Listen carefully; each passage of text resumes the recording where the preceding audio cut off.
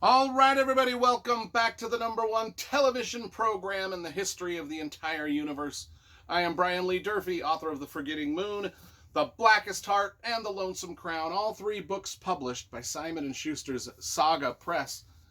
Today I'm going to be reviewing, excuse me, Sleeping Bear by Connor Sullivan. This is a thriller, a debut thriller that just came out.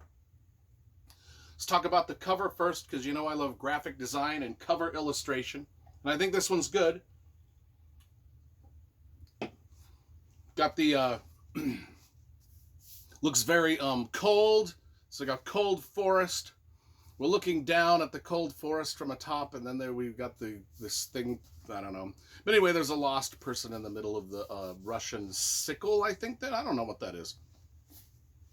Anyway, if anybody knows what that symbol is, holler at me, let me know. So, I picked this book up because it was, I liked the cover. I saw that it was about Alaska and Russia, and I love Alaska. I used to live there, so I thought I'll give it a shot. Well, right in the foreword, before the story even starts, there's a foreword where the author explains that since 1988, more than 70,000 missing person reports were filed with the Alaska State Troopers. 70,000 missing person reports filed with the Alaska State Troopers. I mean, I was like, was that for real? That's an astonishing, staggering amount of people. 70,000 missing person reports in Alaska since 88. And then I did the math, which is like about 2,300 per year.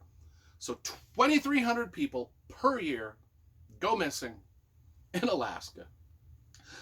That still just seems like a lot. I mean, my God, that's like, I don't know how many that is per day, but it's a decent amount per day.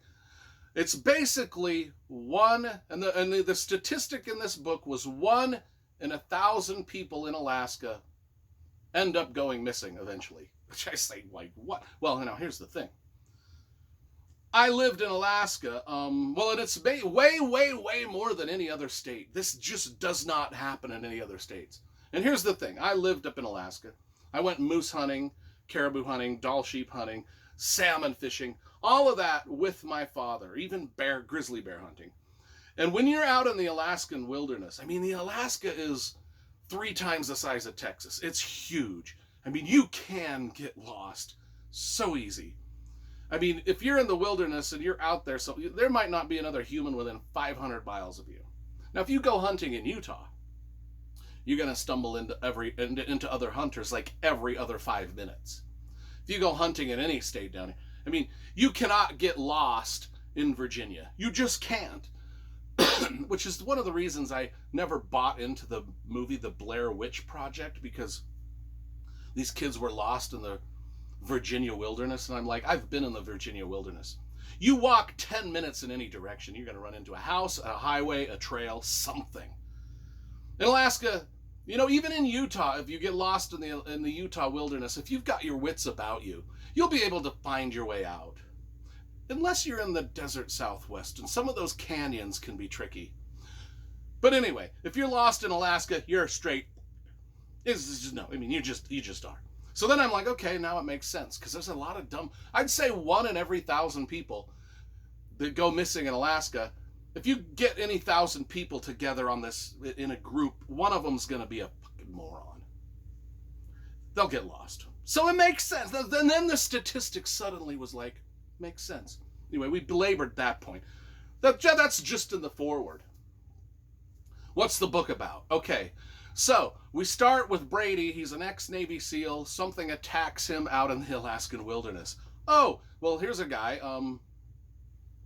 who seems to be pretty competent. Now he goes missing. The story opens up in a place called Chicken, Alaska.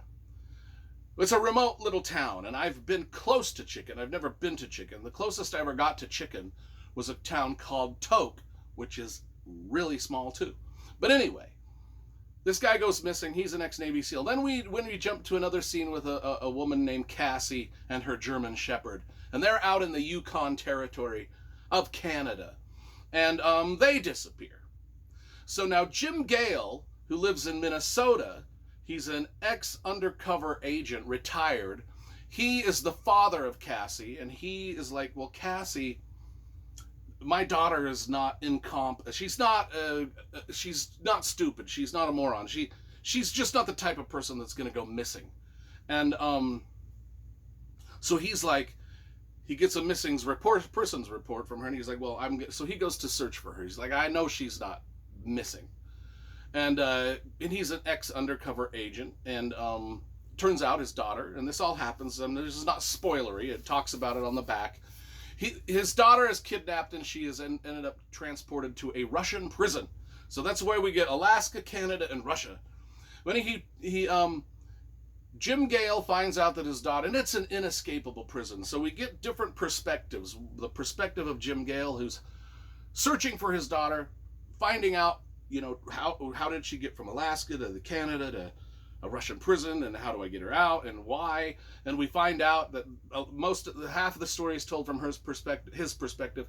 The other half of the story is told from her perspective in the prison itself.